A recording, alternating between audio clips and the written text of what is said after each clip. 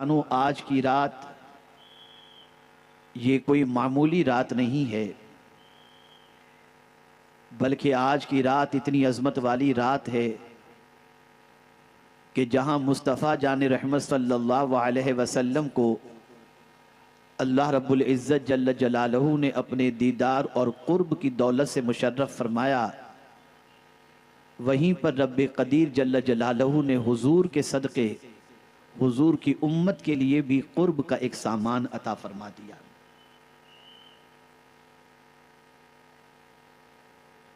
मेरे प्यारे आका सल्लल्लाहु ताला अलैहि वसल्लम के प्यारे दीवानों, रसूल गिरामी वक़ार सल्लल्लाहु ताला अलैहि वसल्लम का मेराज के शर्फ से मुशर्रफ होना, ये ताजदारे कायनात सल्लल्लाहु ताला अलैहि वसल्लम की अज़मत पर बहुत बड़ी दलील है। और जिस ज़ात को सफ़र कराकर अल्लाह अज़्ज़ व जल्ल ने अपनी सुबूहियत की दलील के तौर पर पेश किया हो, और अपनी सुबूहियत की दलील के लिए जिस ज़ात का इंतखाब किया हो, उस ज़ात की अज़मतों का क्या कहना। सफ़र मेराज का तज़किरा परवरदिगार जल्ल जलालहू ने अपनी किताब के अंदर लफ्ज़े सुबहान से फरमाया। आप जरा अंदाजा लगाएं, दुनिया का कोई बड़ा लीडर सफर करता है तो अपना सफरनामा खुद लिखता है। दुनिया का कोई शेख सफर करता है, अपना सफरनामा खुद कलम बंद करता है। दुनिया का कोई उस्ताद सफर करता है तो हो सकता है उसके सफरनामे को उसका शागिर्द कलम बंद करे, लेकिन उस सफरनामे की पोजीशन ये होती है कि अगर 80 साल पहले किसी ने सफरनामा तरतीब दिया और उस सफरनामे को 80 साल के बाद कोई लेकर सफर पर रवाना हो और उस सफरनामे से रहनुमाई हासिल करना चाहे तो काफी निशानात मिटे हुए नजर आएंगे और वो सफरनामा रहनुमाई के फरीजे अंजाम देता हुआ नहीं दिखाई देगा।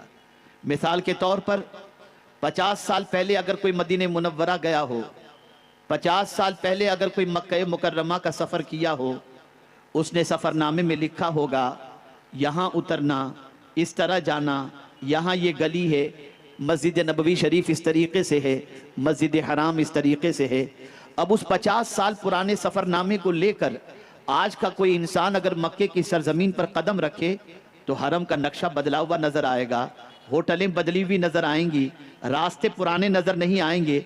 सारी चीज़ों की तब्दीली के बाद वो सफ़रनामा रहनुमाई का फरीज़ा अंजाम नहीं देगा। लेकिन फिर इसी तरीके से आप देखें, दुनिया का इंसान सफ़रनामा कलम बंद करता है तो उसका सफ़रनामा लाइब्रेरी की जीनत होता है, उसका सफ़रनामा उसकी किताबों के भंडार के अंदर और किताबों के ज़ख़ीरे के अंदर महफूज होता है। और मेरे प्यारे आका सल्लल्लाहु अलैहि वसल्लम के प्यारे दीवानों, किसी का सफ़रनामा मेहराब में नहीं पढ़ा जाता। या रसूल अल्लाह, आपकी अज़मतों पर कुर्बान कि अल्लाह ने आपको कैसा सफ़र कराया कि उस सफ़रनामे को अल्लाह ने अपनी किताब के अंदर खुद ही महफूज करवा दिया। अब वो सफ़रनामा इमाम मेहराब के अंदर पढ़ता हुआ दिखाई देता है और उस सफ़रनामे की हिफाजत का जिम्मा भी अल्लाह ने खुद ले लिया है। आप अंदाजा लगाएं, अल्लाह ने अपने महबूब के सफ़रनामे को अपनी किताब का हिस्सा बना दिया, अपनी किताब में उसे महफूज फरमा दिया। सफ़र महबूब कर रहा है और सफ़रनामा परवरदिगार बयान कर रहा है। सफ़र के हवाले से वही नाजिल हो रही है, सफ़र अल्लाह के रसूल कर रहे हैं, कराने वाली ज़ात भी अल्लाह की है और पैगम्बर रहमत सल्लल्लाहु अलैहि वसल्लम सफ़र करते नज़र आ रहे हैं। अब आइए मैं आपको समझाता हुआ चलूँ। मेरे प्यारे आका सल्लल्लाहु ताला अलैहि वसल्लम के प्यारे दीवानों, रब्बे क़दीर जल्ल जलालहू ने सफ़रनामे का आगाज़ फरमाया सुबहान से, और उसके लिए सफ़र मेराज के लिए रब ने जिस साअत का इंतखाब फरमाया, जिस वक्त का इंतखाब फरमाया, जिस पीरियड का इंतखाब फरमाया, वो कितना अहम पीरियड था, वो कितना अजीम वक्त था, कितनी पोजीशन सरकार सल्लल्लाहु अलैहि वसल्लम के लिए नाजुक से नाजुक तरीन थी। इसको समझने की कोशिश करें। अल्लाहु अकबर।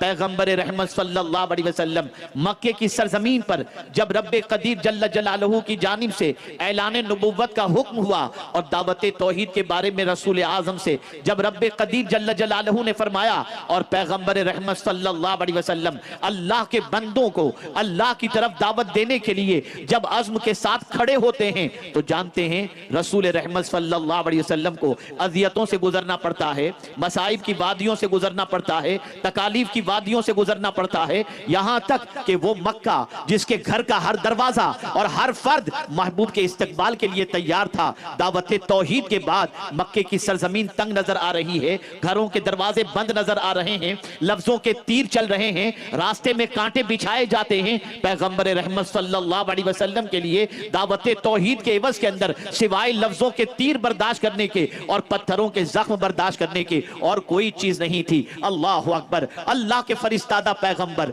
रसूल रहमत सल्लल्लाहु अलैहि वसल्लम महबूब रब्बुल आलमीन सल्लल्लाहु अलैहि वसल्लम जख्मों से चूर हो रहे हैं, परेशानियों से चूर हो रहे हैं, मुसीबतों के बादल मंडलाते नजर आते हैं। शाब अबी तालिब के अंदर 3 साल का मुहासिरा गुजारते हुए नजर आते हैं। उसके बाद भी जब निकलते हैं तो अल्लाह के रसूल सल्लल्लाहु अलैहि वसल्लम हक की तरफ दावत देते हैं। लेकिन 2 जातें ऐसी थी जिन 2 जातों की बुनियाद पर लोग किसी हद तक रियायत करते थे तकलीफ पहुंचाने के अंदर। उन 2 जात की पोजीशन ये थी, एक जात थी उम्मुल मुमिनीन हजरत खदीजतुल कुबरा रदियल्लाहु ताला अन्हा की, जिनके एहसानात मक्के के बहुत से ताजिरों के ऊपर थे, और एक जात थी रसूल आजम के चचा की, जिनकी रियायत लोग किया करते थे। लेकिन जब ये दोनों जात भी इस दुनिया से चली गई तो अब दुश्मनों को तकलीफ देने के अंदर कोई चीज माने नहीं थी। पैगंबर रहमत सल्लल्लाहु अलैहि वसल्लम ने जब महसूस किया कि मक्के की सरजमीन पर लोगों को आवाज देना, लोगों को दावत की तरफ दावत दीन पेश करना यह डिफिकल्ट है, तो पैगंबर रहमत सल्लल्लाहु अलैहि वसल्लम ने ताइफ का सफर शुरू किया। अल्लाह अकबर। ताइफ की तरफ जब रसूल आजम सल्लल्लाहु अलैहि वसल्लम तशरीफ ले गए तो वहां भी पत्थरों के जख्म मिले, तकालीफ की वादियों से गुजरना पड़ा, जख्मों से चूर हैं। लेकिन रसूल आजम सल्लल्लाहु अलैहि वसल्लम मेरे रब की बारगाह में शिकायत नहीं करते, ए अल्लाह मैं सच्चाई की तरफ बुला रहा हूं, मैं हक की तरफ बुला रहा हूं, मैं दीन की तरफ बुला रहा हूं, मैं जन्नत की तरफ बुला रहा हूं, मैं तेरी तरफ बुला रहा हूं, और जवाब में लोग मुझे पत्थर मार रहे हैं। मौला ये क्या हो रहा है? जबान पर एक शिकायत नहीं थी, एक शिकवा नहीं था। अल्लाह अकबर। कह रहे हैं तो बस इतना ही कह रहे हैं, ऐ मेरे परवरदिगार अगर तू मुझसे नाराज नहीं है, हर जख्म गवारा है, हर तकलीफ गवारा है, हर परेशानी गवारा है। अल्लाह अकबर। जख्मों से निढाल अपने महबूब को जब रब्बे कदीर जल्ल जलालहू ने देखा और परवरदिगार जल्ल जलालहू ने रसूल आजम के मिशन पर दावत कबूल न करने वालों की कैफियत को देखा, तो महबूब के दिल की कैफियत को रब्बे कदीर जल्ल जलालहू ने जानते हुए अल्लाह अज़्ज़ व जल्ल ने अपने महबूब को उनकी अजमत बता देना चाहिए और फरमाया अगर जमीन वाले तुम्हारी दावत कबूल नहीं करते, अगर जमीन वाले तुम्हारा एहतराम नहीं करते, अगर जमीन वाले तुम्हारी अजमतों को नहीं समझते, अगर जमीन वाले तुम्हें तकलीफ पहुंचाते हैं, आओ तुम्हें मैं बताता हूं तुम्हें चाहने वाले कौन कौन मौजूद हैं, तुम्हारी मोहब्बत में कौन कौन गिरफ्तार हैं, तुम्हारी मोहब्बत के अंदर किस तरीके से अपने परों को बिछाए हुए हैं। और इसी के साथ साथ जख्मों से निढाल महबूब को रब ने तसल्ली देने के लिए, आप जरा गौर तो करें, ये तारीख की एक बहुत बड़ी सच्चाई आपके सामने पेश कर रहा हूं। जब जब तकालीफ घेरने लगे, जब जब मुसीबतें आपके दरवाजे पर दस्तक देने लगे, जब जब परेशानियां आपको परेशान करती रहें, उस वक्त मायूस कभी मत होना, उस वक्त कभी घबराना नहीं, इसलिए कि हर रात के बाद सवेरा जरूर होता है। रात हो चुकी थी, जुल्म बढ़ चुका था। अब रब्बे कदीर ने अपने महबूब सल्लल्लाहु अलैहि वसल्लम को मेराज के शर से मुशर्रफ फरमाया और फिर बता दिया महबूब ये जमीन वालों की क्या हैसियत, आओ फरिश्तों की मोहब्बत, फरिश्तों के दिल में तुम्हारी कितनी अजमतें हैं। तो सबसे पहले जिब्रील अमीन को रब ने बुलाया, ए जिब्रील मेरी इबादत में मसरूफ हो, मेरी रियाजत में मसरूफ हो, तहमीदो तकदीस में मसरूफ हो, तस्बीह के अंदर मसरूफ हो, रोक दो सब। आज तुम्हें एक काम दूसरा सुपुर्द किया जा रहा है, तस्बीह रोक दो, तहमीद रोक दो, और ए जिब्रील जाओ, मेरा महबूब हतीम में आराम कर रहा है, जाओ उसे जगाओ और जाकर के उसको मुज़दए जां फजा सुनाओ। अल्लाह के फरिश्तादा पैगंबर की बारगाह के अंदर सज्जिदुल मलाइका हजरत जिब्रील अमीन अलैहिस्सलातु व तस्लीम तशरीफ लाते हैं। रसूल रहमत सल्लल्लाहु अलैहि वसल्लम आराम फरमा रहे हैं। जिब्रील अमीन ने सोचा रसूल आजम को कैसे जगाऊं, अगर आवाज देकर जगाता हूं तो बेअदबी है, अगर रसूल आजम के जिस्म अक़दस को जुम्बिश देता हूं तो भी बेअदबी है। शशो पंच के अंदर हैं कि कैसे जगाऊं। तो रब ने इरशाद फरमाया, या जिब्रील क़ब्बिल क़दमय, ए जिब्रील मेरे महबूब के दोनों कदमों को चूम लो। जिब्रील ने दोनों कदमों को चूमा, रसूल आजम ने आंखें खोली, जिब्रील ने सलाम पेश किया और कुर्बान रब के पैगाम पर कि इरशाद हजरत जिब्रील अमीन अलैहिस्सलातु व तस्लीम बारगाहे रसूल में अर्ज करते हैं, इन्नल्लाह इश्ताक़ इला लिक़ाइका या रसूल अल्लाह, कि बेशक अल्लाह आपसे मिलने का मुश्ताक है, ए अल्लाह के रसूल सल्लल्लाहु अलैहि वसल्लम। ताजदारे कायनात सल्लल्लाहु अलैहि वसल्लम आज की रात अपने रब के दीदार के लिए तशरीफ ले जाते हैं। मौला बुला रहा है और इस सफर के तस्करे का आगाज रब ने सुबहान से फरमाया। सफर मेराज को मामूली न समझना, शबे मेराज को मामूली शब न समझना। सुबहान, लफ्ज़े सुबहान का मानी क्या होता है? पाक है वो जात। किस चीज से पाक है? हर ऐब से पाक, हर कमी से पाक, हर नक्स से पाक, हर कमजोरी से पाक, हर ऐब से पाक अगर कोई जात है तो वो जात अल्लाह रब्बुल इज्जत जल्ल जलालहू की जात है। अब जब ये जात हर ऐब से पाक है, हर नक्स से पाक है, हर कमजोरी से पाक है, तो अब उसी रब से पूछते हैं कि तू हर ऐब से पाक है, इसकी दलील क्या? तू हर नक्स से पाक है, इसकी दलील क्या? तू हर कमजोरी से पाक है, इसकी दलील क्या? तो फिर रब ने फरमाया, अल्लज़ी असरा बिअब्दिही, दलील यह है कि रात के मुख्तसर से हिस्से में मैंने अपने महबूब को सैर कराई और इतना लंबा सफर देकर आया। रात के मुख्तसर से हिस्से में मस्जिद हराम से मस्जिद अक्सा तक, गोया अल्लाह ने अपने बेऐब होने की दलील अपने महबूब सल्लल्लाहु अलैहि वसल्लम को सैर कराने के तौर पर पेश फरमाई कि तुम क्या जानो मेरी ताकत का अंदाजा, तुम्हें क्या हो सकता है। रात के मुख्तसर से हिस्से में मस्जिद हराम से मस्जिद अक्सा तक, अल्लाह अकबर। सवाल यह पैदा होता है, आगे का तस्करा भी तो सूरह नज्म में मौजूद है।